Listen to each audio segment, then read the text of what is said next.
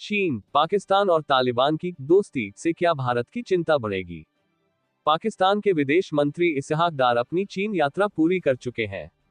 बुधवार को बीजिंग में इसहाक डार ने अफगानिस्तान के कार्यकारी विदेश मंत्री अमीर खान मुत्तकी और चीन के विदेश मंत्री वांग यी से मुलाकात की। तीनों देशों ने चीन पाकिस्तान आर्थिक गलियारे CPEC का अफगानिस्तान तक विस्तार करने पर सहमति जताई है। पाकिस्तान के विदेश मंत्रालय की ओर से जारी बयान में कहा गया है, चीन और पाकिस्तान ने belt and road initiative BRI सहयोग के व्यापक ढांचे के तहत चीन पाकिस्तान आर्थिक गलियारे CPEC का अफगानिस्तान तक विस्तार करने का समर्थन किया है। चीन ने पाकिस्तान और अफगानिस्तान की क्षेत्रीय अखंडता, संप्रभुता और राष्ट्रीय गरिमा की रक्षा करने का भी समर्थन किया है। भारत CPEC की आलोचना करता रहा है क्योंकि यह गलियारा पाकिस्तान प्रशासित कश्मीर से होकर गुजरता है। CPEC चीन की बेल्ट एंड रोड इनिशिएटिव परियोजना का हिस्सा है, इसलिए भारत इसका भी विरोध करता है।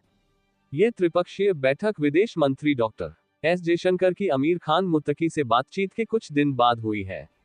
हालांकि भारत ने अभी तक तालिबान सरकार को मान्यता नहीं दी है। भारतीय विदेश मंत्रालय के प्रवक्ता रणधीर जायसवाल से गुरुवार को इस बारे में सवाल पूछा गया। जायसवाल ने कहा, हमने कुछ रिपोर्ट्स देखी हैं। इसके अलावा हमें इस बारे में और कुछ नहीं कहना है। क्या भारत की चिंता बढ़ेगी? चीनी विदेश मंत्रालय के प्रवक्ता लिन जियान ने बीजिंग में हुई इस बैठक को अनौपचारिक बताया है। चीन की तरफ से जारी बयान में कहा गया है, अफगानिस्तान और पाकिस्तान ने राजनयिक संबंधों को आगे बढ़ाने की स्पष्ट इच्छा व्यक्त की है। दोनों देश जल्द से जल्द राजदूतों के आदान प्रदान पर सैद्धांतिक रूप से सहमत हुए हैं। चीन और पाकिस्तान अफगानिस्तान के पुनर्निर्माण और विकास का समर्थन करते हैं।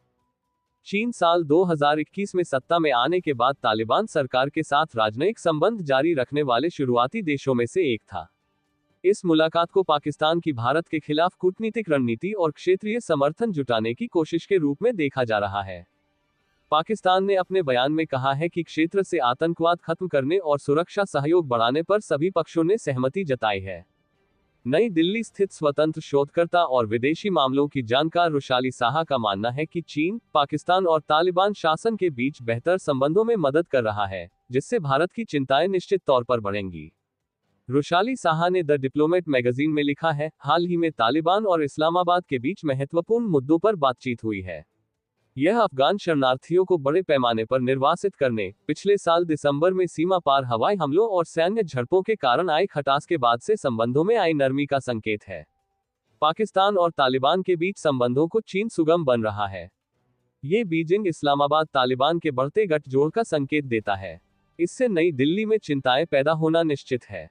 NDTV के लिए लिखे लेख में प्रोफेसर हर्ष V पंत और शिवम शेखावत का कहना है कि भारत को अब सावधान रहने की जरूरत है। उन्होंने लिखा है, बयानों में की गई आर्थिक प्रतिबद्धताओं को अभी भी एक लंबा रास्ता तय करना है।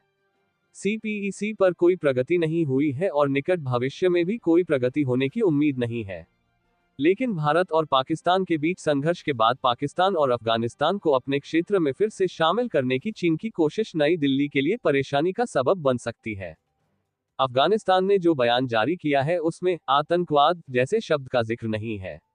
अफगानिस्तान के विदेश मंत्रालय की तरफ से जारी बयान में राजनीतिक और आर्थिक संबंध बढ़ाने पर जोर दिया गया है। पाकिस्तान और अफगानिस्तान के बीच तल्खी दूर होगी।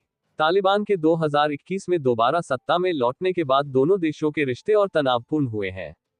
उस समय पाकिस्तान के प्रधानमंत्री इमरान खान ने तालिबान की सत्ता में वापसी पर कहा था, अफगानिस्तान ने गुलामी की जंजीरें तो तोड़ दी हैं, लेकिन चरमपंथी हमलों से दोनों देशों के बीच तनाव बढ़ता चला गया। तालिबान प्रशासन पाकिस्तान पर हवाई हमलों और सीमा अतिक्रमण का आरोप लगाता है। पाकिस्तान का कहना है कि चरमपंथी संगठन तहरीक-ए-तालिबान पाकिस्तान TTP अफगानिस्तान की धरती का इस्तेमाल करता है, जिसे रोकने में तालिबान सरकार नाकाम रही है। तालिबान सरकार इन आरोपों का खंडन करती है। साल 2024 के दिसंबर महीने में पाकिस्तान ने पूर्वी अफगानिस्तान में हवाई हमले किए थे। तालिबान सरकार के मुताबिक इन हमलों में दर्जनों लोग मारे गए थे। इससे दोनों देशों के बीच तनाव और बढ़ गया। इन हमलों के कुछ हफ्ते बाद भारत के विदेश सचिव विक्रम मिस्री दुबई में मुत्तकी से बातचीत के लिए पहुंचे थे। दशकों से लाखों अफगान शरणार्थी पाकिस्तान में रह रहे हैं। ये दोनों देशों के बीच तनाव का कारण भी है। पाकिस्तान ने अतीत में कई बार शरणार्थियों को वापस भेजने की कोशिश की है। लेकिन अब संयुक्त राष्ट्र की रिपोर्ट में बताया गया है कि पाकिस्तान से अफगान शरणार्थियों की स्वदेश वापसी और निष्कासन में तेजी आई है। रिपोर्ट के मुताबिक 2023 में शरणार्थियों को वापस भेजने की प्रक्रिया शुरू होने के बाद से कुल 9,17,189 अफगान नागरिक पाकिस्तान छोड़कर स्वदेश वापस लौटे हैं। 6-12 अप्रैल 2025 के बीच कुल 55,426 अफगान नागरिक स्वदेश लौटे हैं या उन्हें जबरन वापस भेजा गया है। ये संख्या औसतन प्रतिदिन 5,200 लोगों की वापसी की है। हाल ही में इन शरणार्थियों को भारत ने मदद उपलब्ध कराई थी। तालिबान के शरणार्थी मंत्रालय ने घोषणा की थी कि भारत सरकार ने पाकिस्तान से निष्कासित हजारों अफगान परिवारों को मानवीय सहायता प्रदान की है। क्या दक्षिण एशिया में बदलते समीकरणों के बीच तालिबान और पाकिस्तान करीब आ सकते हैं? अंतर्राष्ट्रीय संबंधों की विशेषज्ञ स्वस्ति राव बीबीसी से बातचीत में कहती हैं, पाकिस्तान और तालिबान करीब नहीं आ रहे हैं, ये सब चीन के नेतृत्व में हो रहा है।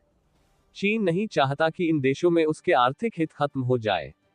दोनों के बीच अब तक टीटीपी, पश्तून राष्ट्रवाद और डूरंड लाइन सीमा विवाद हल नहीं हुए हैं। पाकिस्तान और अफगानिस्तान की सरहद को डूरंड लाइन कहते हैं। अफगानिस्तान की किसी भी सरकार ने इस सीमा रेखा को स्वीकार नहीं किया है। अफगानिस्तान इस सीमा को औपनिवेशिक समझौता मानता है।